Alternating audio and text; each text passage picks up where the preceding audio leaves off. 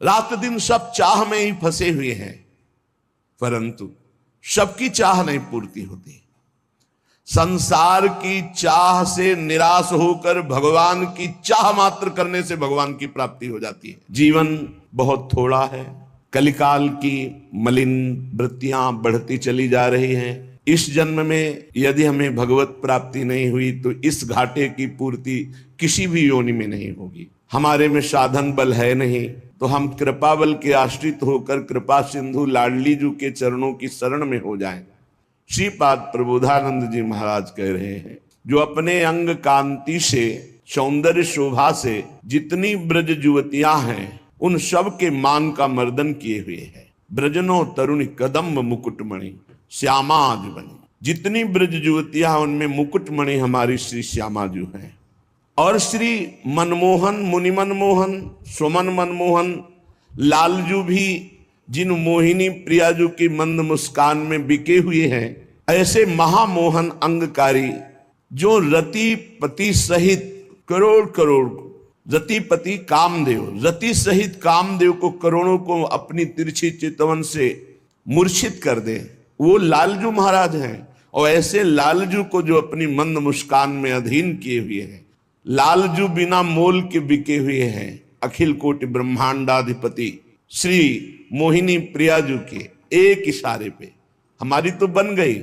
हम ऐसी श्री राधा किशोरी जी को अपने हृदय से स्वामिनी स्वीकार कर लिए। ये हमारी बन। उद्देश्य और रुचि जब तक नहीं मिलती तब तक आनंद का अनुभव नहीं होता। माना कि आपने उद्देश्य बना लिया वृंदावन वास भगवत प्राप्ति के लिए, लेकिन रुचि आपके भोगों में है। रुचि भोगों में होने के कारण उद्देश्य की पूर्ति नहीं हो पा रही। उद्देश्य की पूर्ति ना होने के कारण नित्य आनंद वर्धन जो वृंदावन के प्रभाव से होता है वो आपके हृदय में नहीं हो रहा। रुचि, लक्ष्य और रुचि एक होनी चाहिए। हमारा लक्ष्य है भगवत प्राप्ति, तो हमारी रुचि भी भगवत प्राप्ति में होनी चाहिए। भगवत प्राप्ति में रुचि कब मानी जाएगी? जब निरंतर नाम जप, अपराधों से बचकर, नामापराध से बचकर निरंतर नाम जप, वैष्णव अपराध से बचकर वैष्णव जनों का सेवन, धामापराध, सेवा अपराध, इनसे बच करके इनका सेवन करे तो रुचि बढ़ती चली जाएगी। और रुचि, जिसमें रुचि होती है उसी में मन आसक्त हो जाता है। अभी उल्टा है, एक बार केवल मन को थोड़ा मोड़ दो गुरु कृपा से, फिर तो हिया फिरे स्वार्थ आपने भजन गए फिरे बाह। यहां भजन पकड़ लेता है। बाहर साधक को प्रयास करके भजन करना पड़ता है, यहां भजन साधक को पकड़ लेता है। निरंतर स्मृति, निरंतर भगवत स्मृति यहां पकड़ लेती। भगवान के मिलने के लिए चाहे वो चांडाल हो, चाहे स्त्री हो, चाहे पुरुष हो, विद्वान हो, मूर्ख हो, भगवान ये नहीं देखते कि ये कौन है। बहुत सुंदर बात है। और भगवान ये नहीं देखते कि आज के पीछे इसका इतिहास कैसा रहा है। घोर पापी, निकृष्ट स्वभाव वाला या बड़ा पुण्यात्मा, संयमी, ये भगवान नहीं देखते। भगवान देखते हैं अपने से अपनापन। कितना आपका संबंध है भगवान से, आप भगवान को कितना प्यार करते हैं, क्या मानते हैं अपना, कितनी चाह है भगवान के प्रति। अगर चाह नहीं, संबंध नहीं, तो फिर कैसे आपको भगवान मिल जाए। भगवान व्याकुलता से मिलते हैं, चाह को, इतनी प्रबल चाह कि जिया न जाए, इसी को व्याकुलता कहते हैं। जब किसी को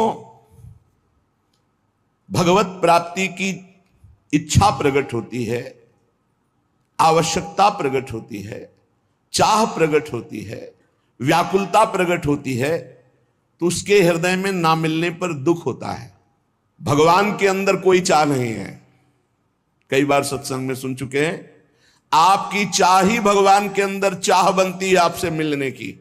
आप जितना विकल होंगे उतने ही वो विकल हो जाएंगे आपसे मिलने के लिए। भगवान अमना है, आपका मन ही वहां जाकर भगवान का मन बनता है, और भगवान के मन के अंदर आपसे मिलने की चाह पैदा, वो अमना है, वो अचाह है, वो पूर्ण काम है। भगवान का मिलना बहुत सुलभ है। भगवान किसी कर्म के फल से नहीं मिलते कि ये कर्म किया तो इसका फल हुआ भगवत प्राप्ति। भगवान चाह से मिलते हैं, व्याकुलता से मिलते हैं, रुदन से मिलते हैं। ये सारे कर्म इसलिए कहे जाते हैं कि तुमसे पाप कर्म ना बने, और जब पवित्र हृदय होगा तो भगवत प्राप्ति के मिलन की चाह प्रकट हो जाएगी, रोना आ जाएगा। भगवान मिलते हैं रुदन से, चाह से, व्याकुलता से, लाल से। यदि आप भगवत प्रेम चाहते हैं, भगवान का भजन चाहते हैं, भगवान से मिलना चाहते हैं, तो इसके लिए एक ही बात है, छटपटाहट, व्याकुलता आपके मन में होनी चाहिए।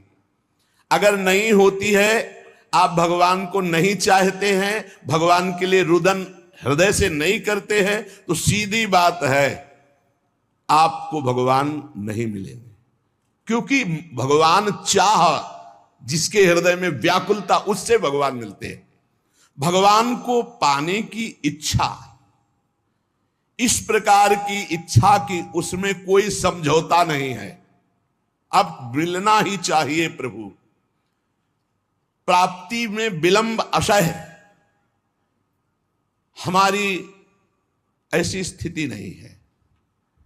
हम राजी हैं, खान पान विश्राम सुख सुविधा प्रणाम नमस्कार, इसीलिए वो बात नहीं बन रही। धिक्कार है अपने को, यदि सत्संग मिला मानव देह मिली, भजन की महिमा सुनने को मिली, और फिर हम कहते भजन में मन नहीं लगता। मन लगने ना लगने से क्या, रात दिन भजन करो अभी मन लग जाएगा। जरा सी वृत्ति भजन से ऐसा लगा सूरदास जी को कि हट गई क्या, तो धिक्कार देने लगे। मौसम कौन कुटिल खल कामी, जिन मुको तन दियो ताको न भजन कियो ऐसो नोन हरामी। कौन सी ऐसी वस्तु प्रिय लगी, कौन सी ऐसी घटना प्रिय लगी जिससे भगवान का विस्मरण हो गया। नित्य कर्म का जो नियम दिया जाता है वो भजन में प्रवेश पाने के लिए। ये जो समय देखते रहते हैं कि अच्छा 2 घंटा भजन, अभी तो बस 2 घंटा हुआ है, बस खत्म, अब टीवी देखो खूब करो, 2 घंटा अपने नियम हो गए, चलो बाहर चलते हैं, अखबार देखते हैं, गप लड़ाते हैं। हम इन ऐसे लोगों की बातें नहीं कर रहे, भाई जी महाराज कह रहे हैं, हम उनकी बातें कर रहे हैं जो भगवान की प्राप्ति करना चाहते। जबरदस्ती हर समय लाख लोग, इसका कोई संख्या का मतलब नहीं। तो हमारा स्वभाव बन जाए कि रहा ना जाए बिना भजन के, हमारा जीवन भजन बन जाए। मत प्राणाहु से ही कहते, हर श्वास में भगवान का स्मरण। विलक्षणता उसी में आती जो निरंतर भजन। भगवान से मिलन की चाह पैदा करना है साधना। भगवान चाह से मिलते हैं। भगवान के मिलने की एक ही मात्र उपाय वृत्ति है व्याकुलता, रुदन, लालसा इतनी प्रबल अब जिया ना जाए। प्रेम की चाह, भगवान के मिलन की चाह जब तीव्रतर से तीव्रतम अनन्य हो जाएगी, जहां दूसरी चाह नहीं, जहां दूसरी किसी व्यक्ति से प्रियता नहीं, सारा संसार उसके लिए शून्य में दिखाई दे रहा है, एकमात्र भगवान। बस भगवान की प्राप्ति की यही शुभ वेला है।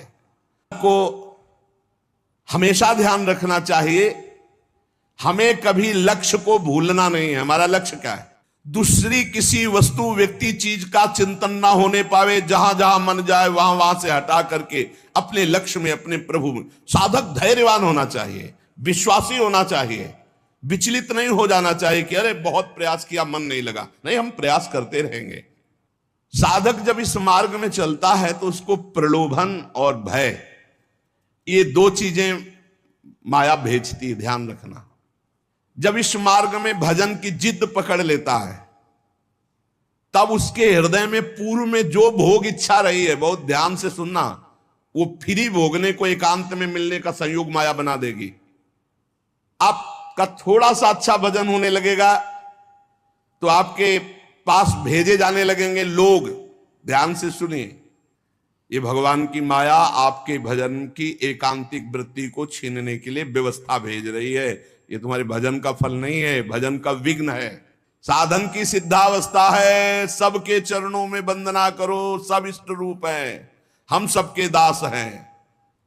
मान देने वाले, पूजा करने वाले, फूल चढ़ाने वाले, प्रलोभन देने वाले, ये तुम्हें भ्रष्ट करने आए हैं, तुम्हें ऊंचे उठाने नहीं आए। ध्यान रखना।